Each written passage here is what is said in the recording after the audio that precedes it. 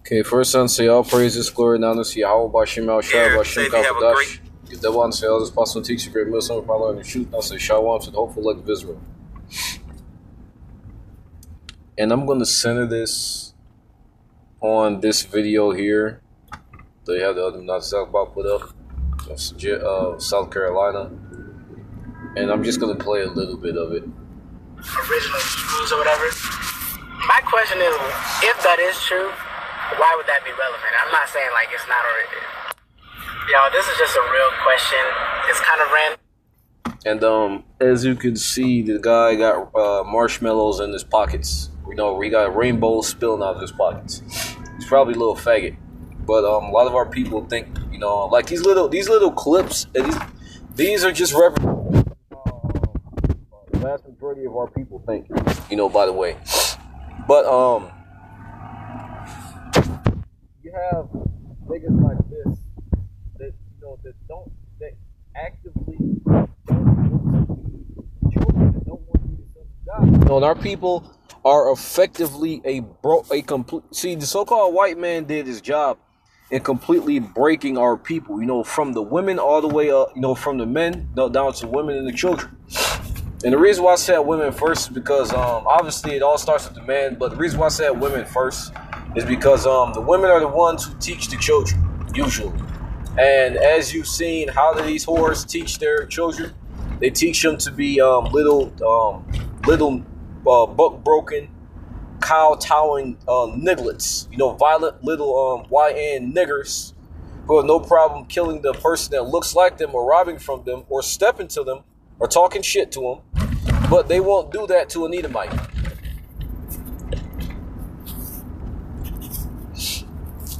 Well, I think it's Jeremiah. Or is it 23 and 5? I think it's 23 and 5.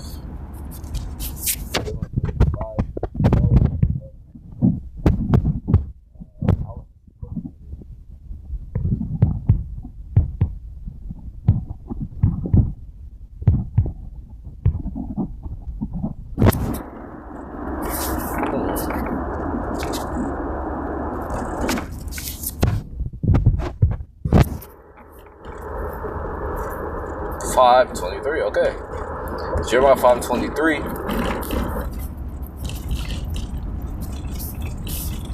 But this people have the revolting and the rebellious heart. They are revolted and gone. And what? Just like the scriptures say, our people are they're not there mentally. You know, mentally our people are completely gone. Which is why you can have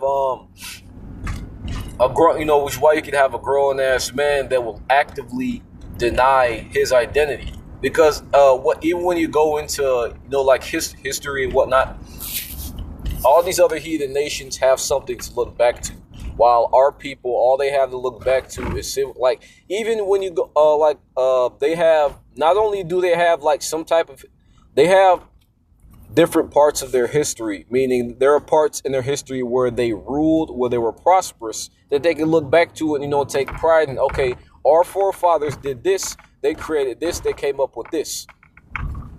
But then they'll say, hey, this happened to our people. We got our ass handed by this nation, and we were slaves under this nation. But there are different parts of ups and downs to look back to in their history. But when you take a look at niggas, when you take a look at Israelite history, we had our ups and our downs, more so downs than ups. But we had times when, like, our forefathers, King David, everybody know King David going around kicking everybody's ass. King Solomon had 40 years of peace in Israel. And there's the wisest man on the earth besides Yahweh Shai.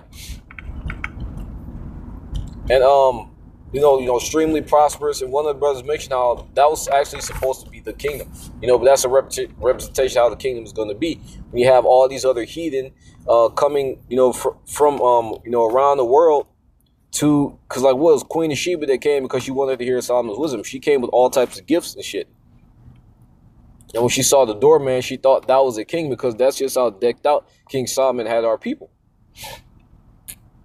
But we had our during dark ages, right? Even though our people were niggas, we ruled Egypt.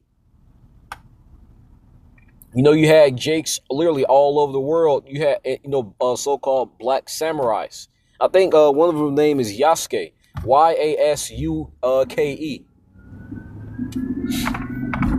You know, Jake was all over the place. Yusuke or Yasuke?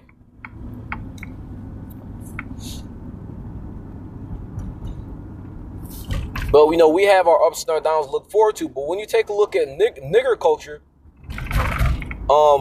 it's modern, you know, because like everybody has their ancient history, right? Like we didn't like our nigger culture is modern. We weren't fucking African.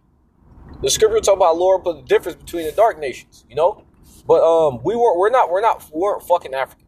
We fled into Africa and like we look like those people. So and I naturally like our people took have always taken on the customs of heathen.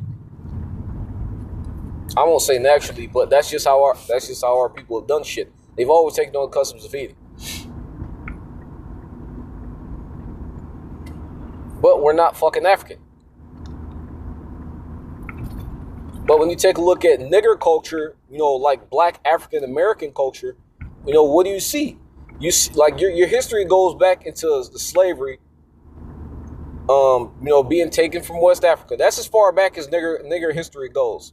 Being taken back from West Africa, put in slavery, and like once again, when you take a look at that, there was no ups or downs about that. It was just straight ass whooping.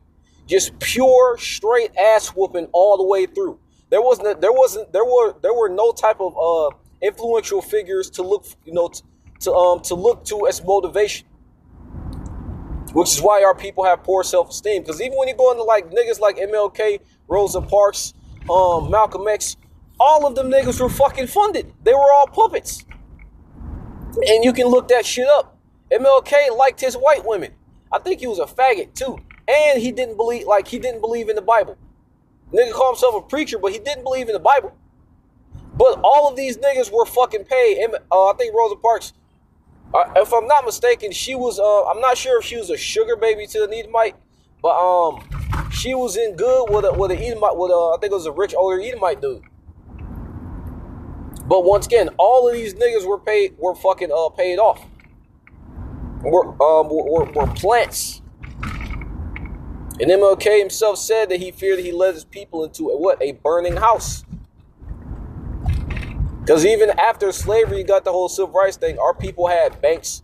They had all this other shit. But what was MLK paid to do? He was paid to integrate our people with the Edomites. And that ended up completely just whatever remnant left of eloquence was gone then. And now all this shit, you got rap niggas that's all funded by the so-called white man. All these niggas are paid. All of them. Yes, all of them. And now here you got nigger culture, and that's that. But the average nigger history was a brief history of straight fucking oppression under another nigga. They may look to MLK as once again as some type of great influential figure, but all of your kings were under the thumb of another man. When you go into your true history, there were times when we were under the thumb of other niggas, and when we had niggas, when we were over niggas. You know, where we weren't fucking subject to heathen fucking rules and shit, where we was the one setting the rules, where we were over everybody. But once again, these buck broken ass niggas don't want to accept that, and much more so a faggot, right? Because just like his stupid ass mom, you know, he wholly submits to the white man, and he takes pleasure and relishes in that fact. This is Romans 3:1. See, what point is there in being an Israelite, in acknowledging that? Well, a lot of people, just like when you have a stock or a cryptocurrency, you know, some type of tech stock that maybe some type of newly introduced business or technology, in which, you know, it gets on the market at a low price, let's say $3.25, but then it starts making deals. They start developing things, and people overlook it because it's new, hasn't been on the market for long, hasn't been in business for long. But when you take a look at the promise and the possibilities of that future, And then you pair that with, you know, what they're doing. The niggas working hard, making all these deals with these bigger companies. Next thing you know, 5, 6, 10 years later, that stock went from $3.25 to $150 to $150. And then maybe a few years later, the shit doubles. But they look at, but the Lord is the truth, and being an Israelite is similar to that, to where people look at the stock value of believing in Yahweh Shema Shai, our people, as you know, there's no point, because mainly it doesn't bring them money, because that's what the big thing is now, you know, money, entertainment, fun, and pleasure. People don't see any value in being an Israelite or in acknowledging their being an Israelite, because it can't make them money. Well, how can it impact their physical position, their carnal position in the world? That's how they that's how they look at it. But one of the key things about you know, believing in Yahweh Shema Shai is that he really shines during time of trouble. And as you see right now, we're in the beginning stages of Jacob's trouble. But even when you want to go into the daily, you know, mundanities, somewhat mundanities of in our lives, the Lord, you know, the scriptures talk about the Lord as a shield, a bastion of protection, a buckler, you know, protection. Not only that, but there are different things, you know, that he does do for us, such as, you know, he has our back with different things. And, you know, we all have our testimonies with that. You know, all types of different situations where we may get ourselves into a situation where some shit may just happen, and the Lord will have our back and get us out of it.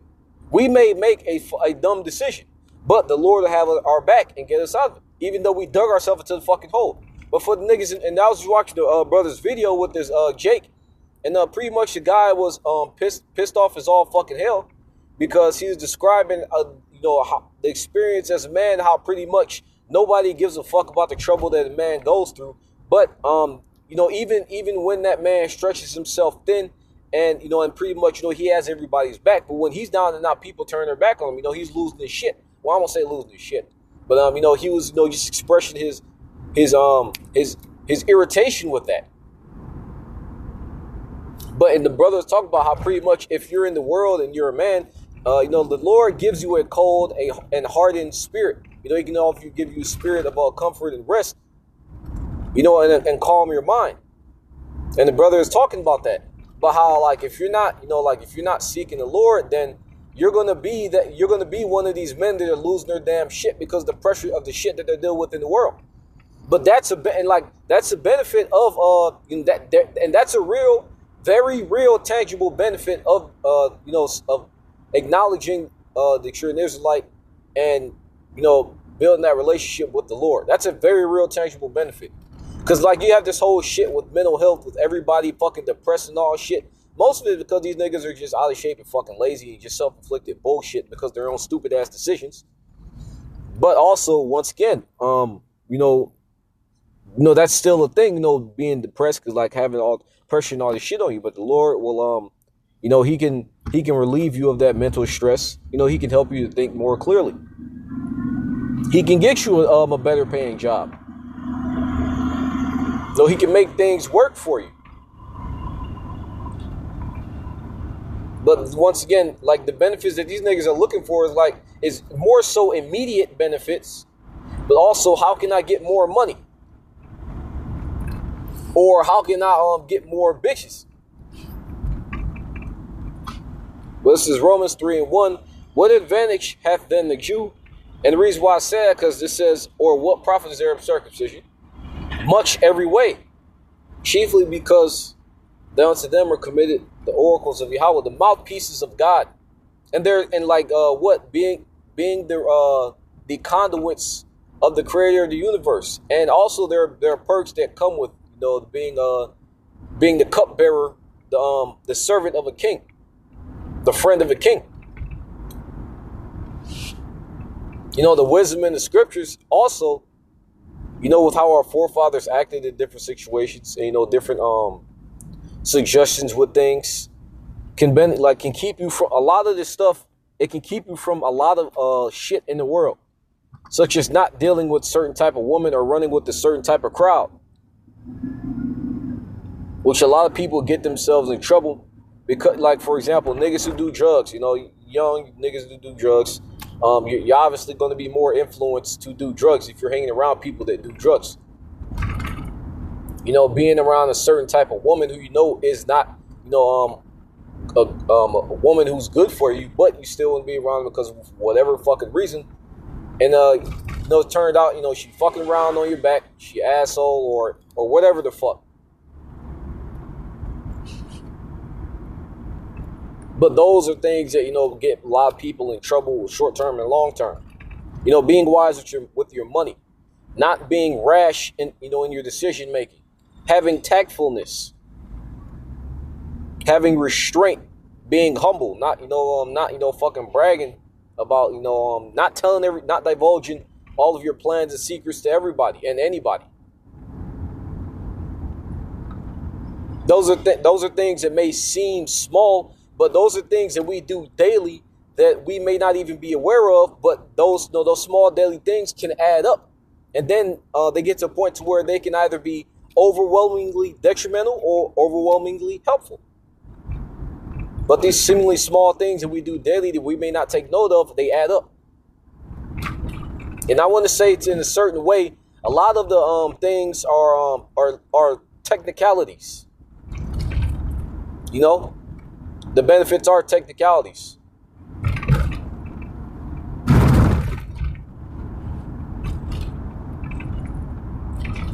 But I'm gonna say as much every way, in every way possible. You know, there's benefit in acknowledging and building a relationship with the Lord.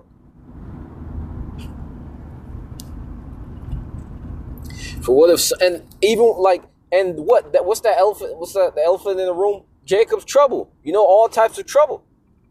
Being heirs of the creator of the universe. Once again, our people don't have the vision. They don't even have vision in their own life. So it makes sense how they won't have a vision with this.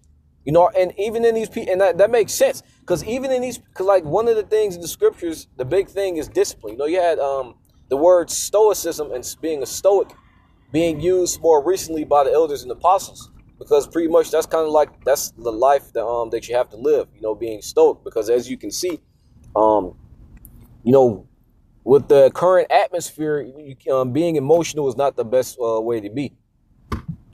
So, you know, having restraint, being cold. You know, what's that nigga David Goggins nigga says, stay hard, which is what you have to do. Especially in a world like this, in which everybody is fucking cold anyway. You know, nobody give a fuck about each other. So, you know, pretty much fuck all these people.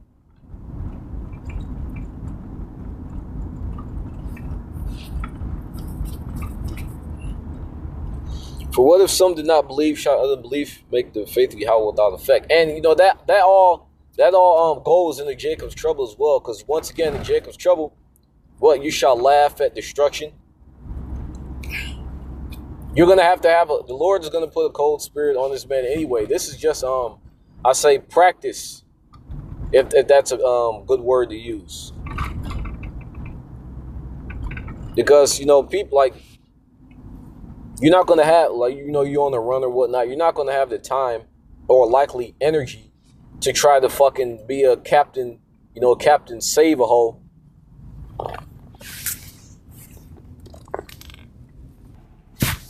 And going into Jacob's trouble is another thing, right? You guys, Isaiah 33:6. Strength of wisdom shall be stability of thy times.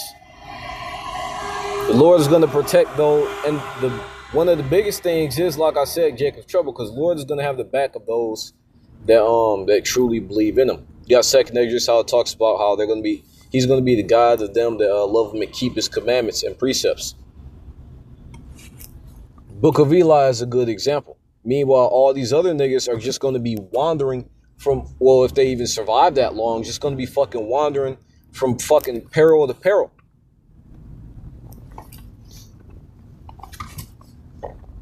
And they have all these other, you know, these niggas have all these other things to use as fucking, you know, as crutches for them to rely on, so they don't need Yahweh Shemal Shai. But that's going to change. because the grid goes down and all this shit, all these amenities and the things that they have go away. They're not going to have anything else to rely on but the Lord. But the Lord is going to hear them. It says in Isaiah, I think it's Proverbs 1:27 on down. But like there are actual tangible benefits, going into wisdom and how to act, and the Lord can do physical things for you on the earth. But I hope that was edifying. So all praises, glory, down to Yahweh, Bashim Ashah, Bashim Dakadash, the bonds, elders, apostle, teacher, great meal, some probably on truth, Shalom, says hopefully like Israel, instruction, battle, great America.